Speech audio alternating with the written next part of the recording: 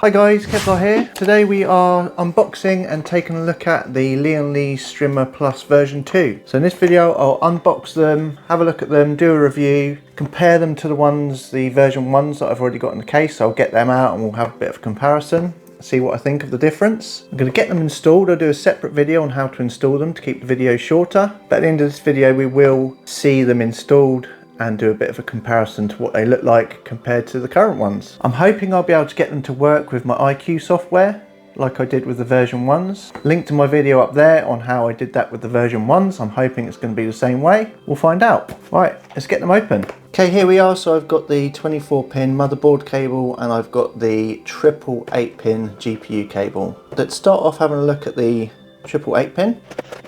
Okay, so what have we got in the box? That's a RGB cable. Okay, we've got some white clips, not too sure what they are yet. Here's the cable itself, and that's it. Interesting. So first thing I notice is there's no controller with this, no Lian Li controller. Now with the version 1s, both the motherboard cable and the GPU cable on their own came with a separate controller each, so I've actually got two controllers for my version 1s. So I think that's a bit weird, because what if you were only buying the GPU cable and not the motherboard cable, and you wanted to control it other than using your motherboard software? You can't, there's no controller. So that's interesting. Right, let's have a look at the cable itself.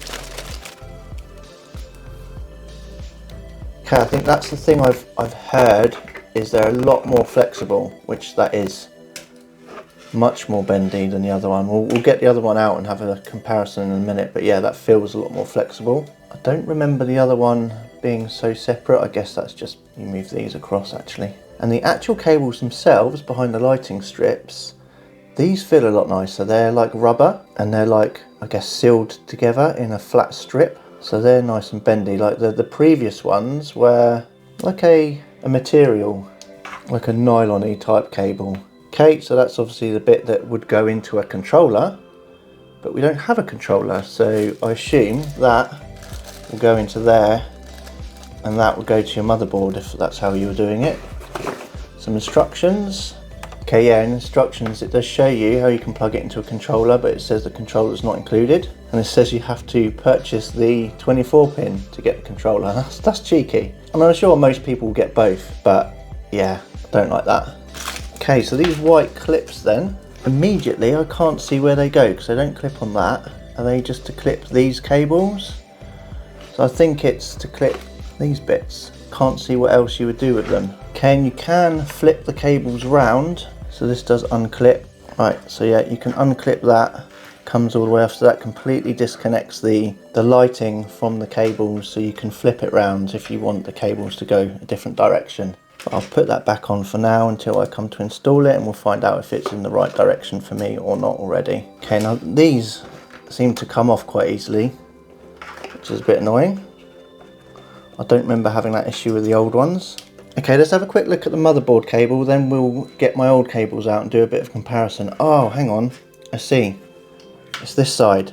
So this side has got the Lian Li logo on it and it's one straight clip. And this side there are three separate clips. And so we can replace those with white if we want. Which I will probably do, because these are the ones which are going to be the in the case, like the side of the actual GPU.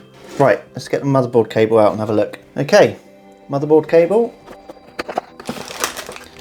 Right, here we go. So here's a controller. We'll take a look at that in a minute.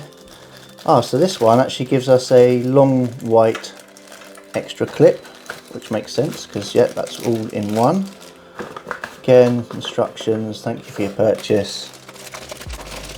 Again, definitely a lot more flexible. Yeah, again, same nice cables. Connector, clips, change that into a white clip, which I will do for my white case. Controller, let's see what we've got in here then. Okay, oh, magnetic this time. That's quite nice. So rather than sticking it in the case, oh, actually we've got options. So we've got a double-sided sticky tape or a magnetic one. That's good, I like that. Touch. There we go. Looks like a nice controller, looks a bit more fancy. So again, we've got the SATA power, and here we've got the, okay, so in here, we have an option. Looks like it, we can plug in via USB or motherboard ARGB. Yeah, so the USB plugs in with that connection, and motherboard similar to the old one.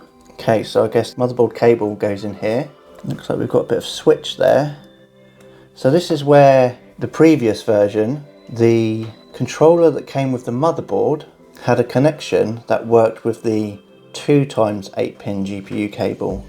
And then when I bought my 3x 8-pin GPU cable, it came with its own controller with a bigger connection.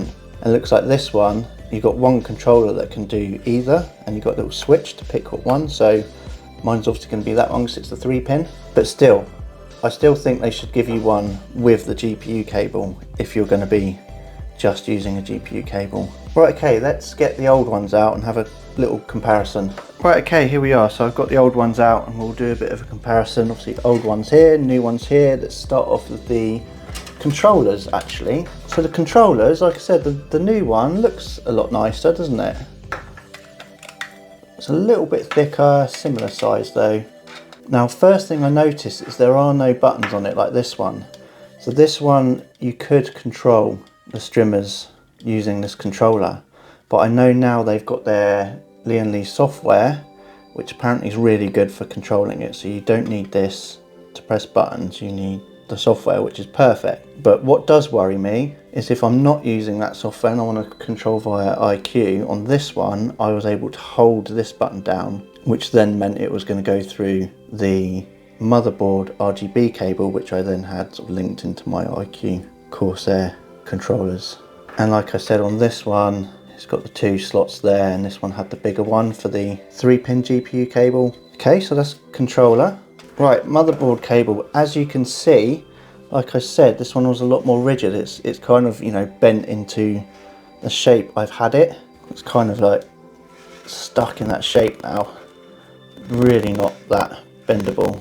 And here we go, that's what I'm talking about, like the cables here. I mean, I guess you could say they look a bit better quality, don't they, when they're this nice finish, but I think that rubbery is much better to control. Like when these are bent, they get a bit messy, cross over each other.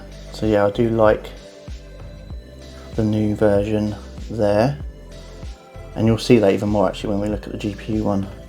Lengthwise, can I even flatten that out? I think they're about the same. Yeah, not much else to say here. I think when we come to look at it, I think you'll see, you can just about see here, you can see the lighting from the side of these, whereas this one you couldn't, it was only on the top. So we'll have a look at what that looks like when it's in, but I think that's going to be pretty cool. So you'll get the lighting effects on the side, not just on the top. Okay, GPU cable, again, yeah, you'll see, look how bent that one is into the shape that I've had it in the PC, and look what happens to these cables. They're really hard to keep in place. Now, interestingly, this one was all like one thick. I mean, they are kind of separate, but they're all connected at the ends, whereas this one is separate like that, so it's probably a bit easier to manage. Again, got the lighting effects you can see at the side there, which is going to be pretty good. I do think these are a bit more flimsy though, like these clips look like they're going to, it's going to come out of the clips a lot easier than this one. I mean, lengthwise, I'm going to struggle to compare that, aren't I? Because that's not really going to straighten out how it is. So the actual lighting strip on the old one looks a tiny bit longer. Okay, good. I'm going to get it installed and then we'll see how it looks. I've already taken a video of the old ones, so then we'll put a video up of the new ones once they're working and compare. Now hopefully, fingers crossed, I get it working in IQ so I can actually compare it with the same lighting effects. Right, so here it is all installed. I've done an installation video, you'll see it up there somewhere, on how to actually install it and the options you've got on how to control it. I couldn't get this one to work via IQ, which I did on the old ones. So my comparison, which I'll put up on screen now, of the two different streamers, the version 1 and the version 2. Obviously you're seeing them using the two different softwares, so I haven't got the exact same lighting modes, but I think the version 2s do have a better quality light. I think they look a bit crisper and they've got the cool bit around the edge so you can see the light a little bit more around the edge, which is quite cool. In summary, is it worth upgrading if you've got the version 1s to the version 2s? I think probably not. I don't think there's a huge difference. Yes, the version 2s are better quality. They're more bendy, more flexible, so you can probably put them in different positions. They do look a little bit nicer, and you've got a few nice touches like the little white clips if you've got a white case. Other than that, I don't think there's a huge difference, not a huge upgrade. So if you've got the version 1s, you might want to just stick with them, especially if you want to control them via iQ with all your other Corsair RGB. Anyway, I hope you found it useful. Please do give us a like and subscribe, and I'll catch you in the next video. Cheers.